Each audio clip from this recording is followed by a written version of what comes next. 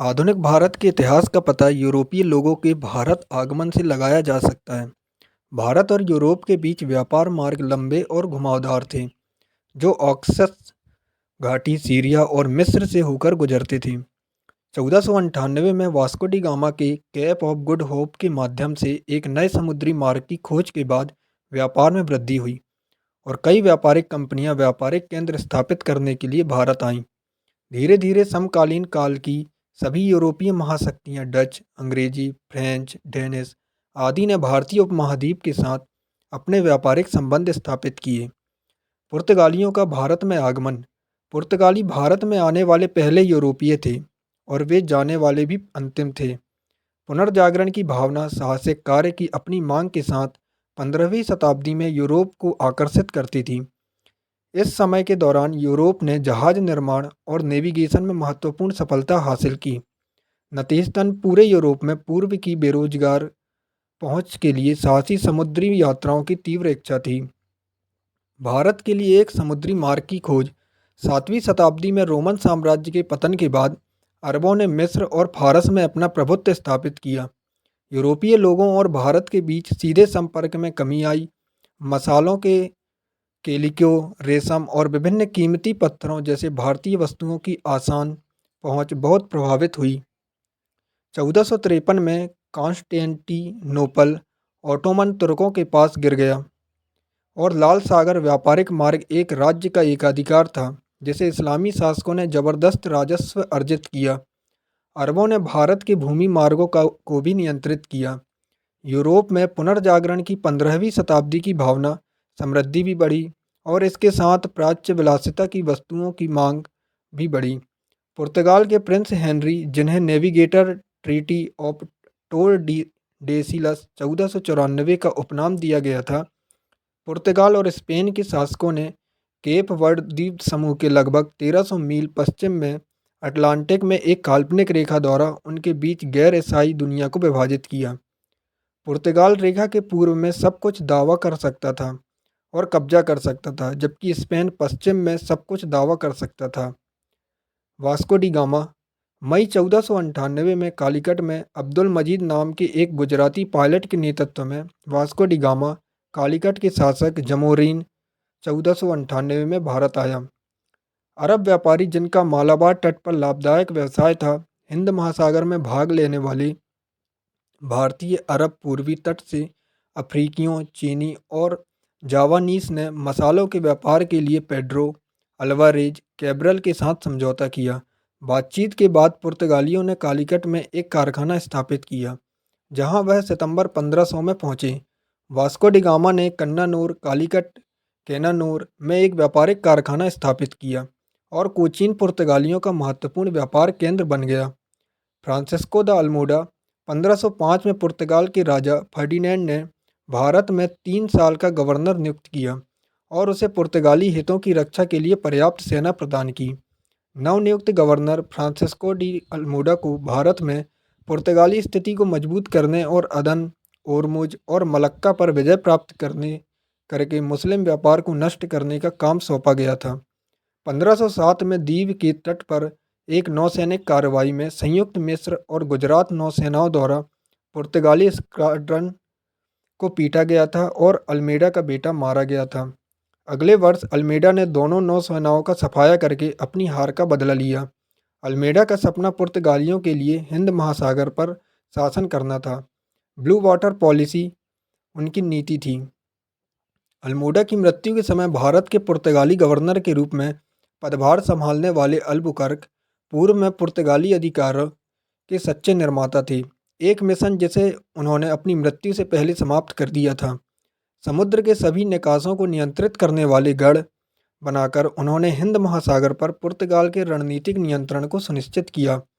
Albuquerque के नेतृत्व में पुर्तगालियों ने अन्य जहाज़ों के लिए एक अनुमति प्रणाली स्थापित करके और क्षेत्र के प्रमुख जहाज निर्माण केंद्रों पर नियंत्रण स्थापित करके अपनी पकड़ मजबूत कर ली। सती प्रथा और उन्मूलन उनके शासनकाल का उल्लेखनीय तथ्य था। नीनो द कून्हा ने नवंबर 1529 में भारत में पुर्तगाली हितों का गवर्नर ग्रहण किया और लगभग एक साल बाद भारत में पुर्तगाली सरकार का मुख्यालय कोचीन से गोवा स्थानांतरित कर दिया। गुजरात के बहादुर शाह मुगल सम्राट हुमायूं के साथ अपने संघर्ष के दौरान 1534 में अपनी निर्भरता और राजस्व के साथ बेसिन के द्वीप को पुर्तगालियों को सौंपकर उनकी मदद की। उसने उन्हें द्वीप में एक आधार देने का भी वादा किया। हालांकि 1536 में जब हुमायूं गुजरात से वापस चला गया तो बहादुर शाह के पुर्तगालियों के साथ संबंध खराब हो गए। पुर्तगालियों के लिए अनुकूल परिस्थितियां गुजरात शक्तिशाली महमूद बेगार द्वारा शासित पुर्तगालियों ने अपने जहाज़ों पर तोपें रख दी थी।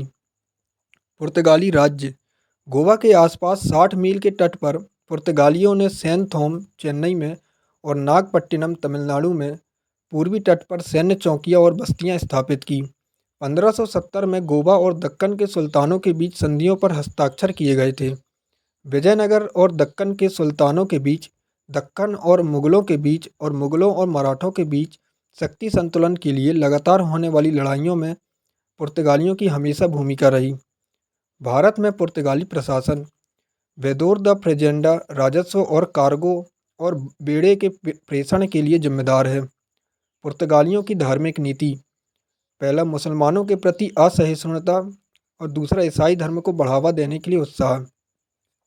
पुर्तगालियों की मुगलों से हार, 1608 कप्तान विलियम हॉकिंस अपने जहाज हेक्टर के साथ सूरत पहुंचे। जहांगीर ने उसे 30,000 रुपये के वेतन पर 400 रुपये का मनसबदार नियुक्त किया। नवंबर 1612 में कैप्टन बेस्ट के तहत अंग्रेजी जहाज ड्रैगन और एक छोटा जहाज ओसियंडर ने एक पुर्तगाली बेड़े का सफलतापूर्वक मुकाबला किया। हुगली पर कब्जा, 1579 के आसपास एक शाही फरमान के आधार पर पुर्तगाली एक नदी के तट पर बस गए थे जो बंगाल में सतगांव से थोड़ी दूरी पर था और बाद में हुगली चले गए। 24 जून 1632 को हुगली पर अधिकार कर लिया गया। बंगाल का गवर्नर कासिम खान बन जाता है। पुर्तगालियों का पतन, मिस्र, फारस और उत्तर भारत में शक्तिशाली राजवंशों का उदय और अशांत मराठों का उनके निकटतम पड़ोसियों के रूप में उदय। 1580 से 81 में स्पेन और पुर्तगाल के दो साम्राज्यों के संघ ने छोटे राज्य को इंग्लैंड और हॉलैंड के साथ स्पेन के युद्धों में घसीटते हुए भारत के पुर्तगाली व्यापार के एकाधिकार को बुरी तरह प्रभावित किया। पुर्तगालियों की धार्मिक नीतियों ने राजनीतिक भय और बेईमान व्यापार प्रथाओं को जन्म दिया। उन्होंने समुद्री डाकुओं के रूप में ख्याति अर्जित की। विजयनगर साम्राज्य के पतन के बाद पुर्तगालियों के पास रहने वाले गोवा ने एक बंदरगाह के रूप में अपना महत्व खो दिया था। मराठों ने गोवा पर आक्रमण 1683 ईस्वी में किया। डच और अंग्रेजी वाणिज्यिक महत्वाकांक्षाओं का उदय, ब्राज़ील की खोज के कारण पश्चिम की ओर मोड़। पुर्तगालियों का महत्व, नौसैनिक शक्ति के उदय को चिन्हित किया। पुर्तगाली जहाज तोपें ले गए। पुर्तगाली तटवर्ती का महत्वपूर्ण सैन्य योगदान 1630 में शुरू की गई स्पेनिश मॉडल पर पैदल सेना के ड्रिलिंग समूहों की प्रणाली थी। समुद्र में उन्नत तकनीकों का परास्नातक होना। डच 1596 में कार्नलिस डी हाउटमैन सुमात्रा और बेंटम पहुंचने वाले पहले डचमैन थे। डचों ने 1605 में मसूलीपट्टम आंध्र प्रदेश में अपना पहला कारखाना स्थापित किया। पुर्तगालियों से मद्रास के पास नागपट्टम पर कब्जा कर लिया और इसे दक्षिण भारत में अपना मुख्य गढ़ बना लिया। डचों ने गुजरात, उत्तर प्रदेश, बंगाल और बिहार में कोरोमंडल तट पर कारखाने स्थापित किए। 1609 में उन्होंने मद्रास के उत्तर में पुलिकट में एक कारखाना खोला। भारत में उनके अन्य प्रमुख कारखाने सूरत, विमलीपट्टम, कराईकल, चिंसोरा, बारानगर, कासिम बाजार, बालासोर, पटना, नागापट्टी और कोचीन में थे। वे यमुना घाटी और मध्य भारत में निर्मित इंडिगो, बंगाल, गुजरात से वस्त्र और रेशम और बिहार से कोरोमंडल, सूरा और गंगा घाटी से अफीम और चावल ले गए। एंग्लो डच प्रतिद्वंदिता, इसने अंग्रेजों द्वारा डचों के व्यावसायिक हितों के लिए एक गंभीर चुनौती पेश की। पूर्व में डच और अंग्रेजों के बीच दुश्मनी का चरमोत्कर्ष अम्बोयना, वर्तमान इंडोनेशिया में एक जगह जिसे डचों ने 1605 में पुर्तगालियों से कब्जा कर लिया था, पर पहुंच गया था, जहां उन्होंने 1623 में 10 अंग्रेजों और 9 जापानी लोगों की हत्या कर दी थी। 1667 डच भारत से सेवानिवृत्त हुए और इंडोनेशिया चले गए। उन्होंने काली मिर्च और मसालों के व्यापार पर एकाधिकार कर लिया। डचों द्वारा व्यापार की जाने वाली सबसे महत्वपूर्ण भारतीय वस्तुएं रेशम, कपास, नील, चावल और अफीम थी। 1814 ईस्वी की एंग्लो डच संधि ने डच शासन को डच कोरोमंडल और डच बंगाल की बहाली की सुविधा प्रदान की, लेकिन 1824 ईस्वी की एंग्लो डच संधि के खंड और प्रावधानों के परिणामस्वरूप वे ब्रिटिश शासन में वापस आ गए, जिससे डचों को 1 मार्च 1825 ईस्वी तक सभी संपत्ति और प्रतिष्ठान का हस्तांतरण सुनिश्चित करना आवश्यक हो गया। परिणामस्वरूप 1825 ईस्वी के मध्य तक डचों ने भारत में अपने सभी व्यावसायिक स्थलों को खो दिया था। समझौता के परिणामस्वरूप स्पष्ट हुआ, 1667 ईस्वी में सभी पक्ष एक समझौते पर पहुंचे, जिसमें अंग्रेजों ने लेन देन के फार्मूले के आधार पर इंडोनेशिया में व्यापार करने के लिए डचों के भारत से हटने के बदले में इंडोनेशिया से पूरी तरह से वापस लेने की प्रतिबद्धता जताई। भारत में डचों का पतन। मलय द्वीप समूह के व्यापार में डच आकर्षित हुए।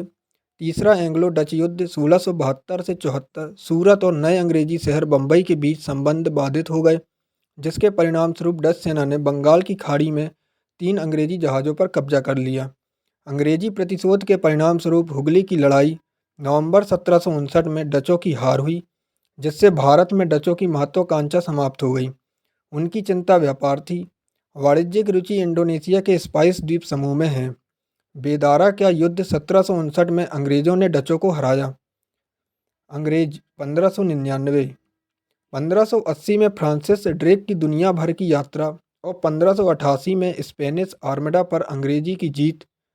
1599 में मर्चेंट एडवेंचर्स ने एक कंपनी बनाई।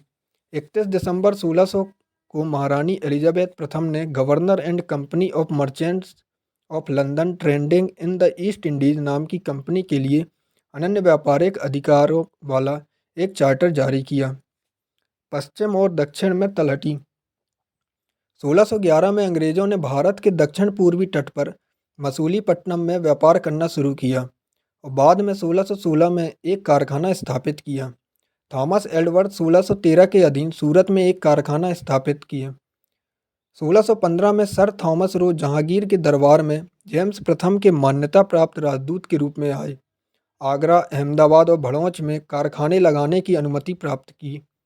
बम्बई को पुर्तगाल के राजा द्वारा दहेज के रूप में राजा चार्ल्स द्वितीय को उपहार में दिया गया था। जब चार्ल्स ने 1662 में पुर्तगाली राजकुमारी कैथरीन से शादी की थी। बम्बई को ईस्ट इंडिया कंपनी को केवल 1668 में 10 पाउंड के वार्षिक भुगतान पर दिया गया था। 1687 में पश्चिमी प्रेसिडेंट की सीट को सूरत से बम्बई में स्थानांतरित करके बम्बई को मुख्यालय बनाया गया था। गोलकुंडा के सुल्तान द्वारा 1632 में गोल्डन फरमान जारी किया गया था। प्रतिवर्ष 500 पैगोडा के भुगतान पर उन्होंने गोलकुंडा के बंदरगाहों में स्वतंत्र रूप से व्यापार करने का विशेषाधिकार अर्जित किया।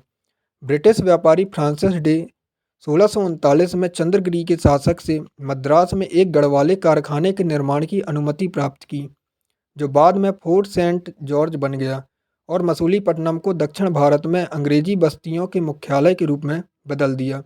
अंग्रेजों ने अपनी व्यापारिक गतिविधियों को पूर्व की ओर बढ़ाया और 1633 में महानदी डेल्टा और बालासोर में हरिहरपुर में कारखाने शुरू किए। बंगाल में तलहटी। 1651 में बंगाल के सूबेदार शाह शुजा ने 3000 रुपये के वार्षिक भुगतान के बदले में अंग्रेजों को बंगाल में व्यापार करने की अनुमति दी। बंगाल में कारखाने हुगली और अन्य स्टेशन स्थानों जैसे कासिम बाजार, पटना और राजमहल में शुरू किए गए थे। विलियम हेजेज बंगाल में कंपनी के पहले एजेंट और गवर्नर और अगस्त 1682 में बंगाल के मुगल गवर्नर शाइस्ता खान थाना आधुनिक गार्डन रीच में शाही किलों पर कब्जा करके, पूर्व मिदनापुर में हिजली पर हमला करके और बालासोर में मुगल किलेबंदी पर हमला करके अंग्रेजों ने जवाबी कार्रवाई की। 10 फरवरी 1691 को जिस दिन एक शाही फरमान जारी किया गया था, उस दिन अंग्रेजी कारखाने की स्थापना की गई थी, जिसमें अंग्रेजी को बंगाल में अपने व्यापार को जारी रखने की अनुमति दी गई थी, जो सभी बकाया राशि के बदले 3000 रुपये प्रतिवर्ष के भुगतान पर थी। 1698 में अंग्रेज 1200 रुपये के भुगतान पर सूतानुती, गोविंदपुर और कालीकाटा कालीघाट के 3 गांवों की जमींदारी खरीदने की अनुमति प्राप्त करने में सफल रहे। फोर्टिफाइड सेटलमेंट का नाम 1700 में फोर्ट विलियम रखा गया था, जब यह सर चार्ल्स आयरे के पहले राष्ट्रपति के रूप में पूर्व प्रेसिडेंसी की सीट भी बन गई थी। फर्रुखसियर फरमान 1715 में मुगल बादशाह फर्रुखसियर को जॉन सुरमन के नेतृत्व में एक अंग्रेजी मिशन ने 3 प्रसिद्ध फरमान हासिल किए, जिससे कंपनी को बंगाल, गुजरात और हैदराबाद में कई मूल्यवान विशेषाधिकार मिले। इस प्रकार प्राप्त फरमानों को कंपनी का मैग्ना कार्टा माना जाता था। उनकी महत्वपूर्ण शर्तें थीं: पहली, बंगाल में 3,000 रुपये के वार्षिक भुगतान को छोड़कर कंपनी के निर्यात और आयात को सीमा शुल्क से छूट दी गई है। दूसरा, परिवहन के लिए दस्तक जारी करना। तीसरा, ईस्ट इंडिया कंपनी को 10,000 के वार्षिक भुगतान पर सूरत में सभी शुल्कों की लेवी से छूट दी गई थी। चौथा, बम्बई में ढाले गए कंपनी के सिक्के पूरे मुगल साम्राज्य में चलन में थे। सर विलियम नॉरिस औरंगजेब जनवरी 1701 से अप्रैल 1702 के दरबार में इसके राजदूत थे। क्राउन और संसद के दबाव में दोनों कंपनियों को 1708 में United company of merchants of England trending to the East Indies के शीर्षक के तहत मिला दिया गया था। फ्रेंच 1667 भारत में फ्रांसीसी केंद्रों की स्थापना। लुई 14 राजा के प्रसिद्ध मंत्री कोलबर्ट ने 1664 में Compagnie des Indes Orientales French East India Company की स्थापना की। कॉम्पेग्री डेस इंडीज ओरिएंटल्स को 50 साल का एक अधिकार दिया गया। 1667 में फ्रैंकोइस केरन ने भारत में एक अभियान का नेतृत्व किया। सूरत में एक कारखाना स्थापित किया। मरकरा एक फारसी जो केरन के साथ थी। 1669 में मसूलीपट्टनम में एक और फ्रांसीसी कारखानों की स्थापना की। 1673 में कलकत्ता के पास चंद्रनगर में एक बस्ती की स्थापना की। भारत में फ्रांसीसी शक्ति का पांडिचेरी तंत्रिका केंद्र। 1673 में वलीकोंडपुरम बीजापुर सुल्तान के अधीन के गवर्नर शेर खान लोदी ने मसूलीपट्टनम कारखाने के निदेशक फ्रैंकोइस मार्टिन को मंजूरी दे दी। पांडिचेरी की स्थापना 1674 में हुई थी और कैरन फ्रांसीसी गवर्नर बने। माहे, कराईकल, बालासोर और कासिम बाजार फ्रेंच ईस्ट इंडिया कंपनी के कुछ महत्वपूर्ण व्यापारिक केंद्र थे। फ्रेंच ईस्ट इंडिया कंपनी को शुरुआती झटके। 1693 में डचों ने पांडिचेरी पर कब्जा कर लिया। राई सविक की संधि सितंबर 1697 में संपन्न हुई और पांडिचेरी को फ्रांसीसी के लिए बहाल कर दिया गया। डच गैरिसन ने इसे 2 और वर्षों के लिए आयोजित किया। फ्रैंकोइस मार्टिन की मृत्यु 31 दिसंबर 1706 को हुई थी। 1720 में फ्रांसीसी कंपनी को इंडीज की स्थायी कंपनी के रूप में पुनर्गठित किया गया था। वर्चस्व के लिए आंग्ल फ्रांसीसी संघर्ष। कर्नाटक युद्ध। प्रथम कर्नाटक युद्ध 1740 से 48 के बीच हुआ। कर्नाटक कोरोमंडल तट और इसके भीतरी प्रदेश ऑस्ट्रिया के उत्तराधिकारी के युद्ध के कारण हुए एंग्लो फ्रांसीसी युद्ध का विस्तार है। फ्रांस ने 1746 में मद्रास पर कब्जा करके जवाबी कार्रवाई की। इस प्रकार प्रथम कर्नाटक युद्ध की शुरुआत हुई। ऑस्ट्रिया के उत्तराधिकार के युद्ध को समाप्त करने के लिए एक्सला चैपल की संधि पर हस्ताक्षर किए गए।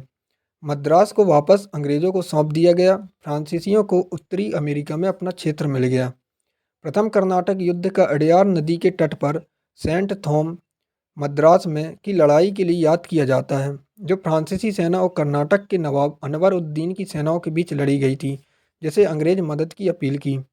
द्वितीय कर्नाटक युद्ध 1749 से 54। द्वितीय कर्नाटक युद्ध की पृष्ठभूमि भारत में प्रतिद्वंद्विता द्वारा प्रदान की गई थी।